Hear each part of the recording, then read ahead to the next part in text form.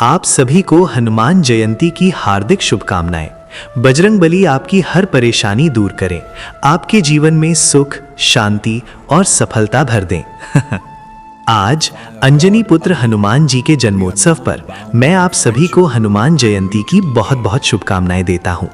हनुमान जी का जन्म इस धरती पर धर्म की रक्षा और प्रभु राम की सेवा के लिए हुआ था। आज इस पवित्र दिन पर आइए हम सब उनके गुणों को याद करें और उनसे प्रेरणा लें। तो आइए सुनते हैं पवन पुत्र हनुमान जी की पावन और अद्भुत कथा। बात उस समय की है जब धरती कांप रही थी। सिर्फ धरती ही नहीं, देवलोक में देवताओं के सिंहासन भी हिल रहे थे और पाताल में शेषनाग की फण भी भारी हो रही थी। एक अजीब सा अंधेरा, एक अजीब सा डर हर तरफ फैल गया था। ऐसा लगता था जैसे सूरज तो उगता था, पर उसकी रोशनी में वो पहले जैसी गर्माहट नहीं थी। हवाएं तो चलती थी, पर उनमें फूलों की खुशबू की जगह एक अनजानी सी दहशत घुली रहती थी। नदियों का पानी बहता तो था, पर उसकी कलकल में संगीत नहीं, बल्कि किसी के रोने की सिसकियां सुनाई देती थीं। ये सब हो रहा था राक्षसों के अत्याचार के कारण। लंका का राजा रावण, जिसे ब्रह्मा जी से ऐसा वरदान मिला था कि कोई देवता, यक्ष, गंधर्व या नाग उसे मार नहीं सकता, वो खुद को भगवान समझने लगा था। उसके राक्षस सेनापति जहां भी जाते हाहाकार मचा देते। तपस्या में लीन ऋषियों की शांत कुटियाओं में उनका राक्षसी अट्टहास गूंजता। हवन कुंडों में पवित्र अग्नि की जगह अपवित्र चीजें फेंक दी जाती। मासूमों की चीखें और बेबसों की आहें आसमान में गूंजती थीं, पर कोई सुनने वाला नहीं था। धरती माँ अपनी संतानों को इस तरह तड़पते देख रोती थी। वो हर रोज अपनी पीड़ा देवताओं तक पहुंचाती थी। देवलोक में भी शांति नहीं थी। देवराज इंद्र का दरबार तो सजता था, पर हर देवता के चेहरे पर एक चिंता की लकीर खिंची रहती थी। वो शक्तिशाली थे, उनके पास दिव्यास्त्र थे, पर रावण के सामने सब बेबस थे, क्योंकि वो ब्रह्मा जी के वरदान से बंधे हुए थे। एक दिन जब अत्याचार की हद हो गई, तो सभी देवता मिलकर सृष्टि के रचयिता परम पिता ब्रह्मा जी के पास पहुंचे। सबके चेहरे उतरे हुए थे, आंखें झुकी हुई थीं। देवराज इंद्र ने हाथ जोड़कर कहा, पितामह, अब सहा नहीं जाता। रावण के अत्याचार ने तीनों लोकों में त्राही त्राही मचा दी है। धर्म का नाश हो रहा है, अधर्म बढ़ रहा है। आपने ही उसे अजय होने का वरदान दिया था, अब आप ही कोई रास्ता दिखाइए। ब्रह्मा जी ने अपनी आंखें खोली। उनके चेहरे पर एक गहरी पीड़ा और चिंता थी। वो बोले, देवराज, मैंने उसे वरदान दिया था कि कोई देव, दानव, यक्ष, किन्नर उसे नहीं मार पाएगा, पर उसने वरदान मांगते समय एक भूल कर दी। उसने घमंड में आकर मनुष्य और वानर को तुच्छ समझा और अपनी मृत्यु की सूची में उनका नाम नहीं लिया। उसकी मृत्यु किसी मनुष्य या वानर के हाथों ही होगी। ये सुनकर देवताओं के चेहरों पर एक हल्की सी आशा की किरण दौड़ी, पर फिर वही सवाल, ऐसा कौन सा मनुष्य होगा जो उस महाबलशाली रावण का सामना कर पाएगा? ब्रह्मा जी ने उन्हें रास्ता दिखाया। उन्होंने कहा, इसका उत्तर मेरे पास नहीं, जगत के पालनहार भगवान विष्णु के पास है। चलिए हम सब क्षीर सागर चलते हैं। सारे देवता ब्रह्मा जी के साथ क्षीर सागर पहुंचे, जहां भगवान विष्णु शेषनाग की शैया पर योग निद्रा में लीन थे और माता लक्ष्मी उनके चरण दबा रही थी। देवताओं की स्तुति सुनकर भगवान विष्णु ने अपनी आंखें खोली। उनके चेहरे पर एक शांत मुस्कान थी, जैसे वो सब कुछ पहले से ही जानते हों। ब्रह्मा जी ने सारी व्यथा सुनाई। भगवान विष्णु मुस्कुराते हुए बोले, हर समस्या का समाधान समय आने पर स्वयं प्रकट हो जाता है। अधर्म का अंधकार जब बहुत घना हो जाता है, तब धर्म के सूर्य का उदय निश्चित होता है। मैंने धरती को वचन दिया है, मैं अयोध्या के राजा दशरथ के घर एक मनुष्य के रूप में राम नाम से जन्म लूंगा और इस धरती को रावण के अत्याचार से मुक्त करूंगा। ये सुनकर सभी देवताओं ने जय जयकार की। उन्हें अपना स्वामी, अपना पालनहार मिल गया था। पर भगवान विष्णु ने आगे कहा, किंतु इस महान कार्य में मुझे आप सब देवताओं के सहयोग की भी आवश्यकता होगी। रावण की सेना बहुत विशाल और मायावी है। उसका सामना करने के लिए मुझे एक ऐसी सेना चाहिए होगी जो बल, बुद्धि और भक्ति में अद्वितीय हो। इसीलिए मैं आप सब देवताओं से कहता हूँ कि आप भी पृथ्वी पर वानर और भालू के रूप में अंश रूप से जन्म ले, ताकि जब मैं अपनी लीला शुरू करूँ तो आप सब मेरे सहायक बने। देवताओं ने सिर झुकाकर आज्ञा स्वीकार की। हर देवता ने अपने अपने अंश से पृथ्वी पर श्रेष्ठ वानर योद्धाओं को जन्म दिया। कोई रीछ बना, कोई कपि, जामवंत, नल, नील जैसे महान योद्धा उन्हीं देवताओं के अंश थे। जब सब देवता अपने अपने अंश अवतार की तैयारी कर रहे थे, तब कैलाश पर्वत पर बैठे भगवान शिव शांत और ध्यान में मग्न थे। पर उनका ध्यान बाहर से शांत था, अंदर एक हलचल थी। वो अपने प्रभु, अपने आराध्य भगवान विष्णु के राम अवतार की बात सुनकर मन ही मन मुस्कुरा रहे थे। उनके मन में अपने प्रभु की सेवा करने की एक तीव्र इच्छा जाग उठी। वो सोचने लगे, मेरे प्रभु एक मनुष्य के रूप में धरती पर जा रहे हैं। वो लीला करेंगे, दुख सहेंगे, संघर्ष करेंगे। क्या मैं बस कैलाश पर बैठे ये सब देखता रहूंगा? नहीं, मैं भी जाऊंगा। मैं उनका सबसे बड़ा सेवक बनूंगा। मैं उनकी हर मुश्किल में उनकी ढाल बनूंगा। मैं उनकी भक्ति का ऐसा उदाहरण प्रस्तुत करूंगा जो युगों युगों तक गाया जाएगा। भगवान शिव की ये इच्छा इतनी प्रबल थी कि उनका ध्यान टूट गया। उन्होंने तय कर लिया कि वो भी अपना एक अंश पृथ्वी पर भेजेंगे, पर उनका अंश साधारण नहीं हो सकता था। वो रुद्र का अवतार होगा, जिसमें 11 रुद्रों की शक्ति होगी, जो अजर अमर होगा, जो बल में, बुद्धि में, ज्ञान में और सबसे बढ़कर भक्ति में सर्वश्रेष्ठ होगा। अब सवाल ये था कि भगवान शिव का ये तेजस्वी महाशक्तिशाली अंश धारण कौन करेगा। इसके लिए एक ऐसा गर्भ चाहिए था जो पवित्र हो, निष्पाप हो और जिसमें शिव के तेज को सहने की शक्ति हो। और यहीं से शुरू होती है उस माँ की कहानी जिसे दुनिया अंजना के नाम से जानती है।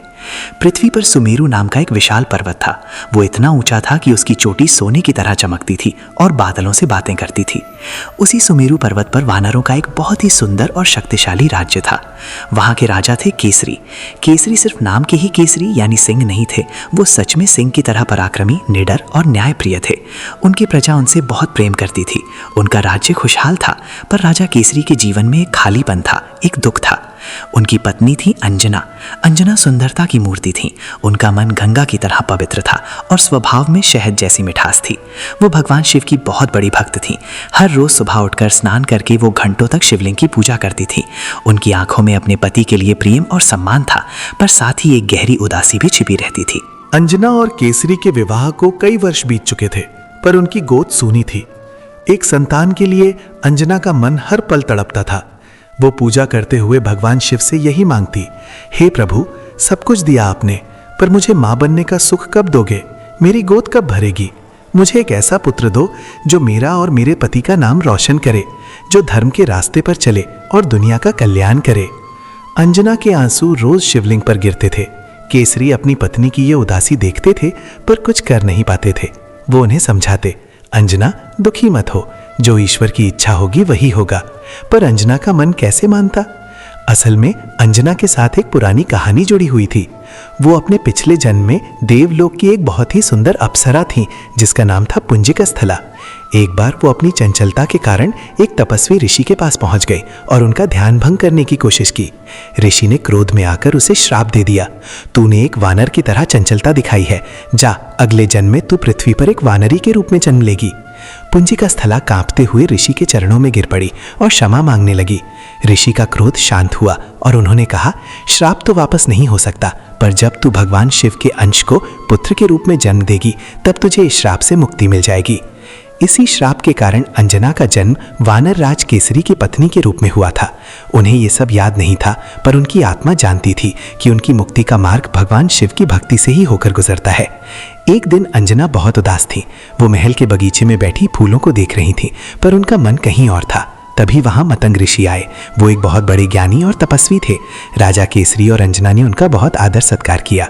मतंग ऋषि ने अंजना के चेहरे को पढ़ लिया। उन्होंने मुस्कुराते हुए कहा, पुत्री, तुम्हारे मन की पीड़ा में समझ सकता हूँ।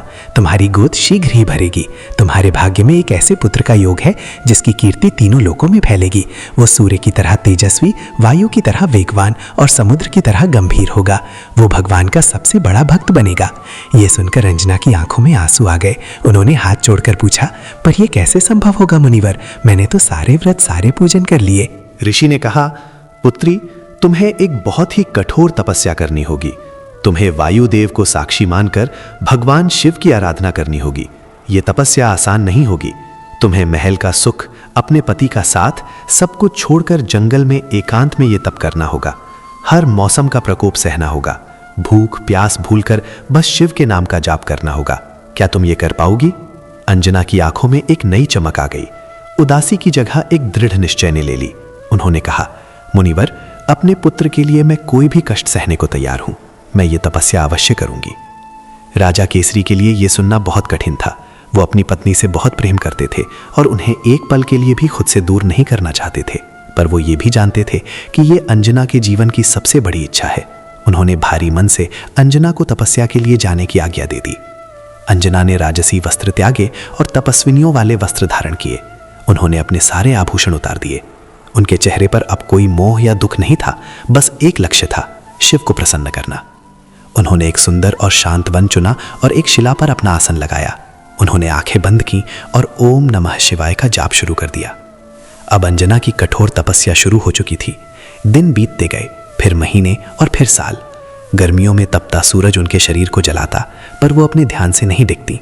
बारिश की बूंदें उनके शरीर को भिगो देती, पर उनका मन शिव में लगा रहता। सर्दियों की ठंडी हवाएं उनके शरीर को कंपा देती, पर उनकी आस्था की गर्मी उन्हें बचाए रखती। वो बस कंद मूल फल खाकर रहती। धीरे धीरे उन्होंने वो भी छोड़ दिया और सिर्फ हवा और पानी पर जीवित रहने लगी। जंगल के जानवर भी उनकी तपस्या को देखकर हैरान थे। खूंखार शेर और बाघ भी उनके पास से चुपचाप गुजर जाते, जैसे वो किसी देवी की रक्षा कर रहे हों। पंछी उनके सिर पर बैठकर चहचहाते, जैसे वो शिव का भजन गा रहे हों।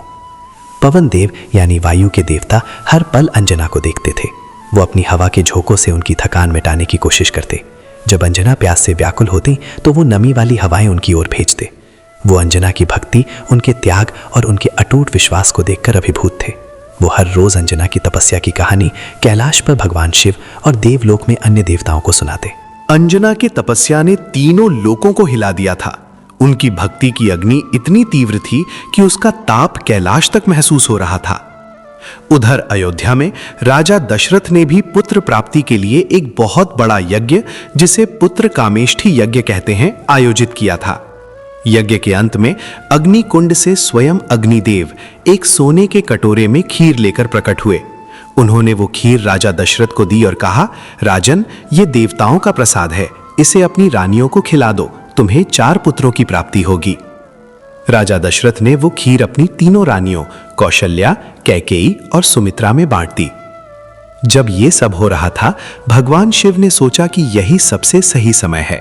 उन्होंने पवन देव को आदेश दिया, पवन देव, राजा दशरथ के हाथ में जो खीर का कटोरा है, उसमें से एक छोटा सा अंश अपनी शक्ति से उड़ा कर ले आओ। उस अंश को ले जाकर मेरी परम भक्त अंजना की हथेली पर रख दो, जो इस समय तपस्या में लीन है। यही खीर मेरा प्रसाद होगी और इसी से मेरे 11वें रुद्रावतार का जन्म होगा। पवन देव ने सिर झुकाकर आज्ञा मानी। वो एक तीव्र झोंके का रूप धरकर अयोध्या पहुंचे। जिस क्षण राजा दशरथ अपनी रानियों को खीर बांट रहे थे,